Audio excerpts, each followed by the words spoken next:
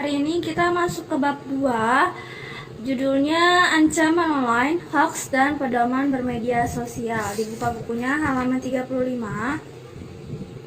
Ancaman online, internet mempunyai dampak positif sekaligus negatif. Jika dapat memanfaatkan dengan baik, internet dapat mengasah kreativitas dan mengembangkan keterampilan. Sebaliknya, internet juga dapat memberikan pengaruh negatif jika penggunaannya tidak bijak. Oleh karena itu, kita perlu menyadari ancaman-ancaman online dari menggunakan internet. Apa saja bentuk ancaman-ancaman online? Bagaimana cara menanggapi ancaman-ancaman online? Ayo bacalah uraian berikut. Yang pertama ada cyberbullying. Cyberbullying atau perundungan cyber adalah bentuk kekerasan yang dilakukan secara online atau melalui telepon seluler oleh orang lain. Bentuk cyberbullying bermacam-macam seperti menyebarkan isu-isu palsu, mengunggah foto-foto yang mengganggu kenyamanan orang lain, ancaman hingga tindakan yang berakhir pemerasan.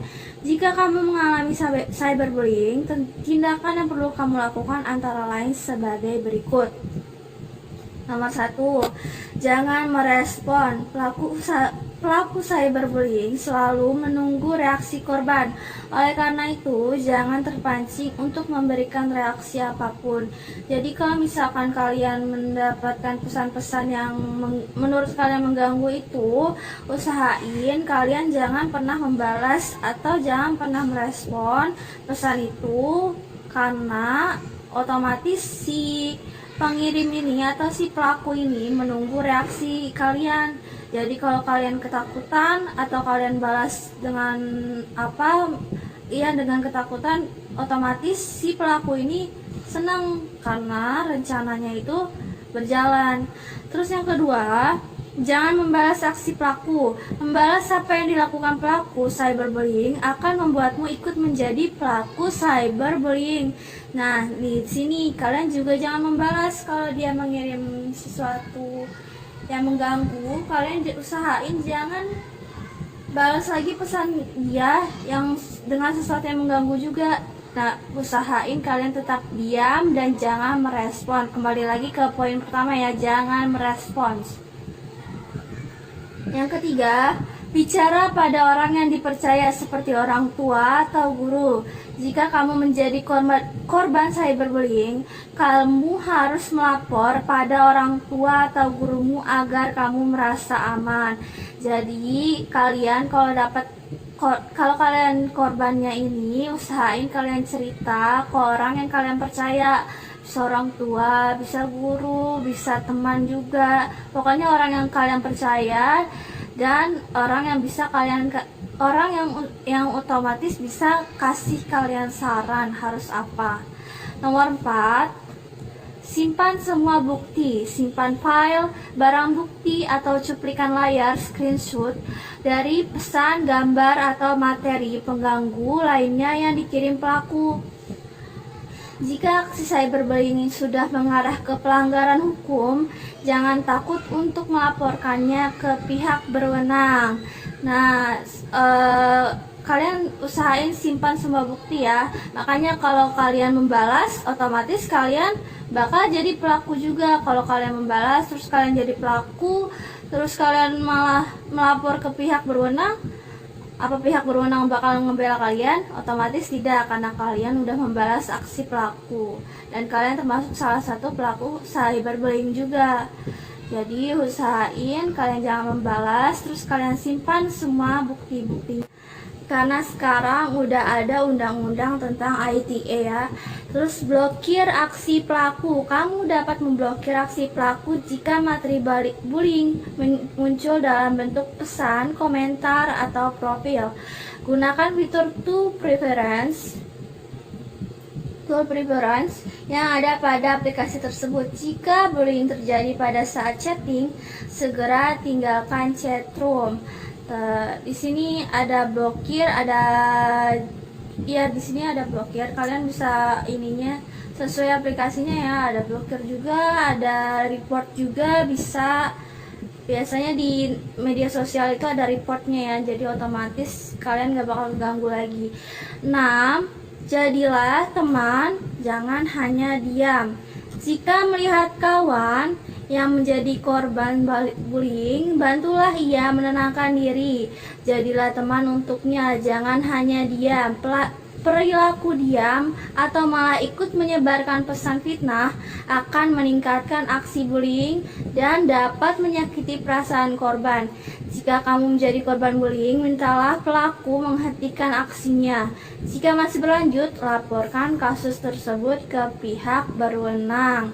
Nah, kalau kalian punya teman atau kenalan kalian yang jadi korban bullying ini, kalian usahain bantu mereka, jangan diem aja. Jadi dibantu nenangin mereka, atau bisa laporin kasus ini ke pihak berwenang juga, biar teman kalian tuh merasa aman, biar si korban ini merasa aman dan percaya sama kalian. Lanjut. Untuk mencegah cyberbullying, kita dapat melakukan beberapa tindakan antara lain sebagai berikut. A. Selalu berperilaku santun di dunia maya. B. Tidak memberikan semua informasi pribadi di akun media sosial. C. Tingkatkan empati dan rasa peduli terhadap kondisi orang lain. D. Menyosialisasi bahwa perilaku cyberbullying termasuk perbuatan tercela. Nah, ini kalian ingat-ingat ya, untuk mencegah cyberbullying itu kalian yang pertama harus berlaku santun. Kalian nggak boleh sembarangan ngomong nggak boleh sembarangan ngetik di internet atau dunia maya. Jadi kalian jaga-jaga ketikan kalian itu agar tidak menjadi jejak digital yang buruk. Kalian bisa lihat pelajaran jejak digital ada di pelajaran kelas 5. Kalian bisa lihat videonya di situ, jejak digital itu apa. Terus yang kedua, kalian harus jangan memberikan semua informasi pribadi di akun media sosial. Kalian nggak boleh nulisin alamat kalian, alamat rumah, nomor telepon, atau yang lainnya, karena bisa jadi itu bakal disalahgunain sama orang lain. Terus yang ketiga, tingkatkan empati dan rasa peduli terhadap kondisi orang lain. Jadi kalian harus lebih empati, memberikan rasa peduli yang lebih kepada orang lain. Terus 4, menyosialisasikan bahwa perilaku cyberbullying termasuk perbuatan tercela. Jadi kalian harus sosialisasikan nih kalau cyberbullying ini nggak boleh. Terus kalian juga otomatis nggak boleh jadi pelaku cyberbullying ya. Terus 2. Konten tidak pantas. Dalam menggunakan internet, kamu tidak dapat menghindari arus informasi yang datang. Kamu mungkin saja menemukan konten tidak pantas ketika berselancar di dunia maya. Apa saja yang termasuk konten tidak pantas? Konten tidak pantas meliputi perkataan, pesan, atau gambar yang mendorong kebencian, kekerasan, atau penindasan. Salah satu cara untuk menghindari konten tidak pantas adalah meminta pendampingan dari orang tua atau guru ketika menggunakan internet. Jika perlu, mintalah orang tuamu untuk mengaktifkan fitur mode terbatas atau restricted mode yang pada aplikasi maupun peramban web atau browser. Selain itu, kamu juga dapat menggunakan mesin pencari yang ramah anak seperti Kaido, DuckDuckGo, dan Kydrex. Ini ya contoh-contohnya. Contoh Kaido, ini Kydrex. Ini Kydrex. Lanjut. Salah satu situs atau aplikasi yang memiliki fitur mode terbatas adalah YouTube. Bagaimana cara mengaktifkan fitur mode terbatas pada situs tersebut? Perhatikan contoh berikut. Masuklah ke situs HTTPS. Ini kita bakal praktikin langsung ya, sebentar. Nah, sekarang kita udah masuk ke YouTube. Kita bisa klik di sini. Kalau di sini kan klik titik 3 yang vertikal. Kalau di YouTube sini tuh kita bisa klik profil kita yang ini paling ujung, yang ini. Kita klik. Nah, di scroll ke bawah ada restricted mode off. Kalau kayak gini berarti off ya. Nah, kita tinggal klik di sini. Aktif restricted mode, tinggal diaktifin di sini deh. Nah, kayak gini. Jadi kontennya terbatas. Terus kalau sekarang tuh kita udah punya YouTube Kids, kayak gini, YouTube Kids. Jadi kontennya itu terbatas untuk anak-anak aja. Mereka otomatis nggak bisa melihat konten-konten yang lain selain konten anak-anak yang udah disetting sama ininya ya, sama YouTube-nya. Kayak gitu. Setup I'm kid, I'm parent. Ini di sini ada pilihannya. Kalian bisa pakai YouTube ini kalau kalian merasa banyak terganggu atau kalau kalian aktifin restricted mode itu sendiri. Di sini ada tulisannya nih, meskipun diklaim ramah anak, tetap memungkinkan bagi situs-situs tersebut untuk disusupi oleh konten-konten tidak pantas. Baiknya, kamu tetap meminta pendampingan dari orang tua atau guru saat berselancar di dunia maya.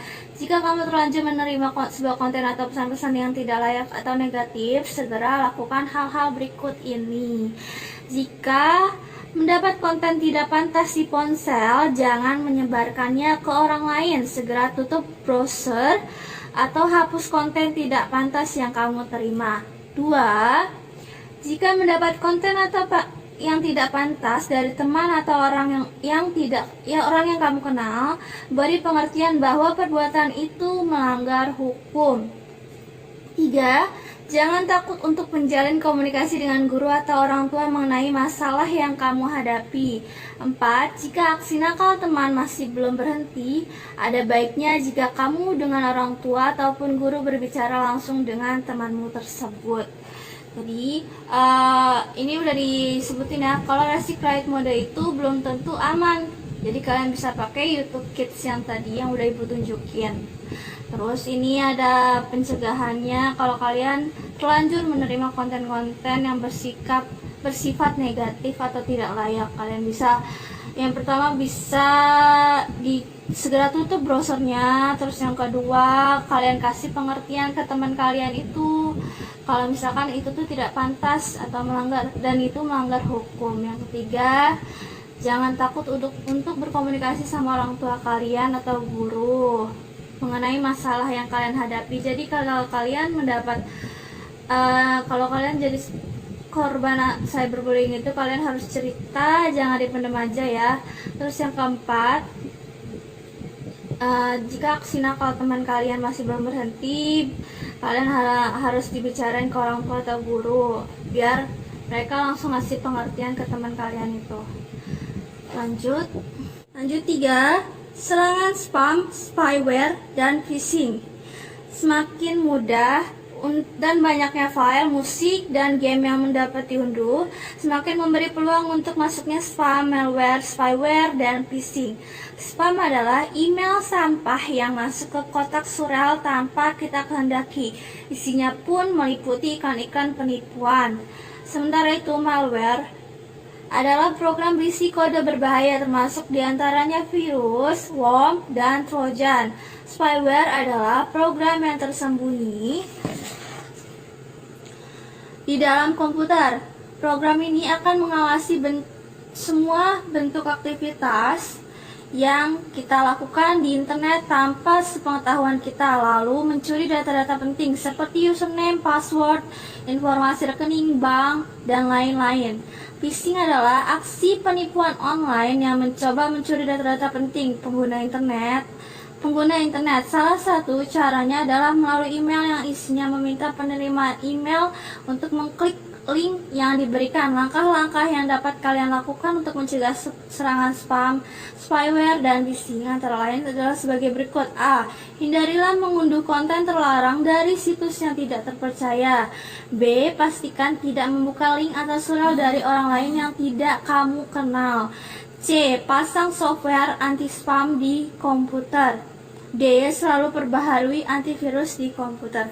Jadi kalian tuh kalau kalian suka mengunduh sesuatu di internet yang tidak yang kontennya ini tidak terpercaya, situsnya tidak terpercaya, otomatis kalian bakal sering dapat spam, spyware, sama phishing ini. Nggak, kalau si phishing ini beda lagi ya. Jadi kalian usahain download aplikasi itu dari Play Store, itu udah otomatis itu terpercaya ya situsnya. Terus kalau misalkan spyware ini program berisi kode berbahaya, termasuk diantaranya virus, worm, dan trojan. Spyware adalah program yang tersembunyi di dalam komputer, jadi ini bisa diakses juga sama orang lain. Kalian harus hati-hati juga. Kalian harus pasang antivirus yang terpercaya, harus pasang antivirus di komputer kalian ya. Terus yang ketiga ada phishing. Nah, phishing ini aksi mencuri melalui link. Jadi kalau kalian misalkan kalau di Instagram kalian dapat link, paling sering terjadi tuh di Twitter ya. Kalau kalian dapat link dari dapat DM terus isinya tuh link, itu rata-rata link itu bisa mencuri akun kalian. Jadi kalau di Twitter tuh sering banget kejadian kayak gitu. Jadi kalian nggak boleh sembarangan ngeklik link yang diterima dari orang yang tidak dikenal. Jadi itu bisa membahayakan akun kalian diambil orang lain ya. 4. Ada plagiarisme. Internet memudahkan setiap penggunanya untuk memperoleh informasi. Kemudahan tersebut terkadang memicu terjadinya plagiarisme. Plagiarisme atau plagiat adalah kegiatan meniru, menjiplak, atau mengambil karya dari orang lain dan mengakuinya seolah karya sendiri. Plagiat dapat dianggap sebagai tindak pidana karena mencuri hak cipta orang lain. Untuk mencegah terjadinya plagiarisme, selalu tuliskan sumber atau referensi dari artikel yang kamu bagikan kepada orang lain. Membagikan materi tanpa menyebutkan sumber termasuk ke dalam pencurian, baik atas kekayaan intelektual atau hak cipta. Menuliskan referensi atau sumber penulisan merupakan salah satu cara untuk menghargai karya orang lain. Jika karyamu ditiru oleh orang lain tanpa izin, kamu dapat menegur orang tersebut agar menghapus konten yang ia tiru. Kamu juga dapat menegurnya melalui surel ataupun memberi komentar jika kamu melihatnya di media sosial. Jika pelaku plagiat tersebut tidak menghapus karya tersebut, kamu dapat melaporkan ke pihak berwenang atas pelanggaran UU IT, Undang-Undang Informasi dan Teknologi Transaksi Elektronik. Ini ya, ada UU IT-nya di sini. Jadi konten plagiarisme ini nih paling banyak ditemuin di internet. Misalkan kalian upload konten YouTube.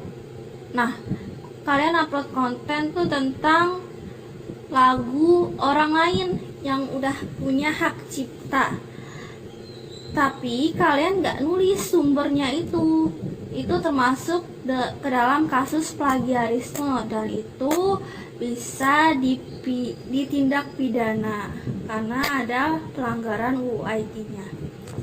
Jadi selalu hati-hati dalam memberikan konten ya. Terakhir, nomor 5, pembajakan produk digital. Dengan kehadiran internet, kita dapat menikmati sebuah karya tanpa harus memiliki bentuk fisiknya. Misalnya, kita dapat menyaksikan video animasi kesukaan dari situs user generate content seperti YouTube. Kehadiran situs user generate konten atau situs yang berisi konten yang dihasilkan dari pengguna memicu terjadinya pembajakan produk digital.